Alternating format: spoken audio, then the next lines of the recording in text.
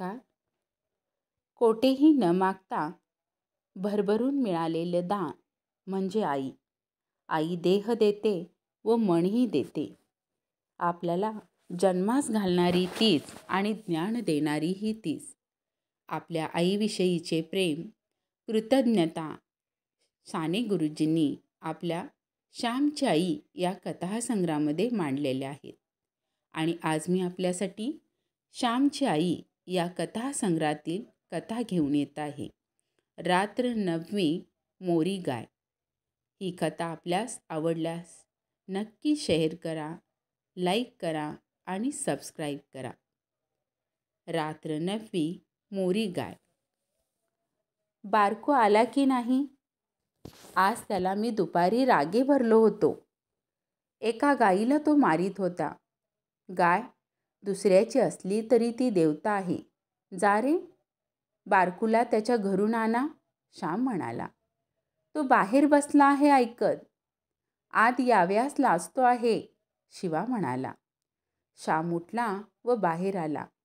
त्याने बारकूचा हात धरला. बारकू ओशाळला होता. तो हातातून निसटून जाण्यासाठी धडपडत होता.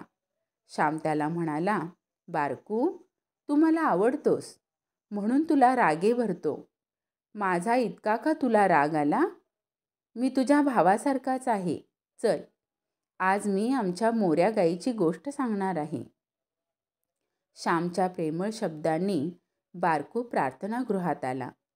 श्यामच्या गोष्टीची सारे जण वाट पाहत होते. श्यामने गोष्टीला सुरुवात केली. आमच्या घरी एक मोरी गाय होती. ती अजूनही माझ्या डोळ्यासमोर आहे. अशी गाय आपल्या साऱ्या गावात नाही असे लोक म्हणायचे. खरोखरच दृष्ट लागण्यासारखी ती होती. कशी उंच थोराड होती, गंभीर व शांत दिसे. आमच्या वडिलांचा 5 शेरांचा लोटा होता. तो भरून ती दूध देई. तिची कास भरदार असे. तिची नीट काळजी घेण्यात येत असे. माझी आई सकाळी उठली म्हणजे गोठ्यात जावयाची. मोऱ्या गाईला आपल्या हाताने चारा घालावयाची. मग तिच्या कपाळाला कुंकू लावी व तिची शेपटी आपल्या तोंडावरून फिरवी. गाय म्हणजे देवता. गाईला ही थोरवी बायकांनी दिली आहे. परंतु आज खरी गोपूजा राहिली नाही. तोंड देखील गोपूजा आहे. देखल्या देवा दंडवत असा प्रकार आहे. पूर्वी दुसऱ्याची गाय आपल्या अंगणात आली तर तिला काठी मारून हाकलीत नसत. तिला भाकरी वगैरे देत, मुठभर चारा देत. आज दुसऱ्याच्या गायीस जरा अंगणात येऊ देते की त्या गोमातेच्या अंगावर बसल्याच काट्या. दुसऱ्याची गाय दूर राहिली. स्वतःच्या घरच्या गाईलाही पोटभर वैरण, वेळेवर पाणी मिळत नाही. रानात गावात जे मिळेल ते तिने खावे. कोठेही घाणेरडे पाणी प्यावे. आज या गाईला आपण भीक मागायला लावले आहे म्हणून आपणावर भीक मागायची पाळी आली आहे. जशी सेवा तसे फळ. गाईची सेवा जितकी करू तितके सुख व सौभाग्य येईल. माझी आई मधून गोठ्यात जावयाची. तांदूळ धुतलेले पाणी घंगाळात भरून तिला पाजायची. त्याला धुवण म्हणतात. हे थंड आणि पौष्टिक असते. दुपारी जेवावयाच्या वेळेस एक देवळातील गुरवाचा नैवेद्य व एक गाईसाठी असे 2 नैवेद्य मांडण्यात येत असत.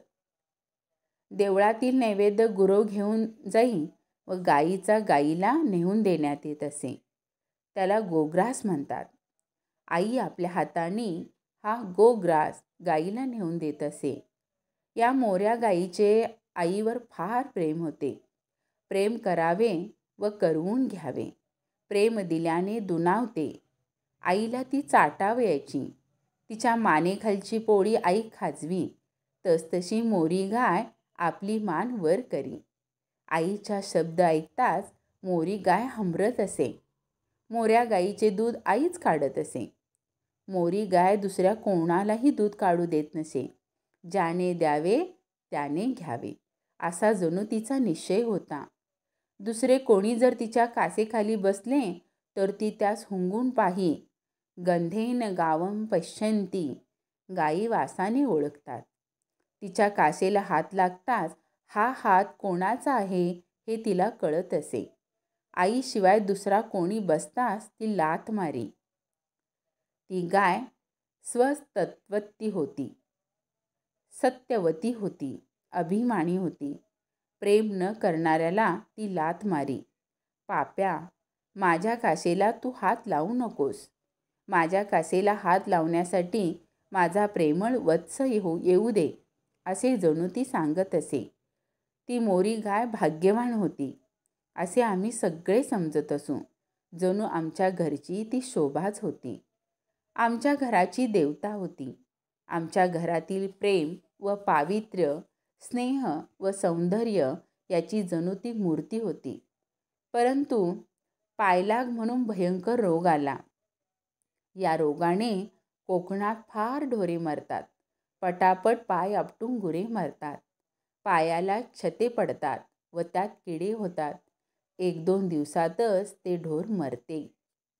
मोऱ्या गाईला पायलाग झाला.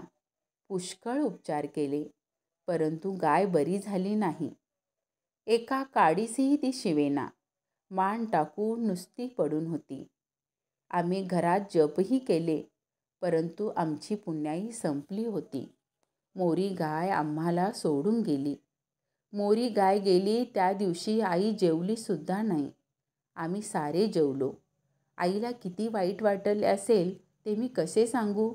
जो प्रेम करतो त्यालाच प्रेमवस्तू गेल्याचे दुःख कळते. इतरास काय समज. मोरी गाय जेथे मेली त्या जागेवर आई पुढे काही दिवस हळद कुंकू आणि फुले वाहत असे. कधी कधी बोलताना आई म्हणे, मोरी गाय गेली, आमच्या घराण्याचे भाग्यही गेले. त्या दिवसापासून घरात भांडण तंटे सुरू झाले. भरल्या गोकुळासारखे आमचे घर पूर्वी गावात दिसे, परंतु मोरी गाय गेल्यापासून अवकळ आली. माझ्या आईचे म्हणणे खरे आहे, फार व्यापक अर्थाने खरे आहे. ज्या दिवसापासून भारत मातेची मोरी गाय गेली, ज्या दिवसापासून गाईला भारतीय लोकांनी दूर केले, तिची हेळसांड केली, त्या दिवसापासून दुःख, रोग, दारिद्र्य, दैन्य, दुष्काळ ही अधिकाधिक येऊ लागले.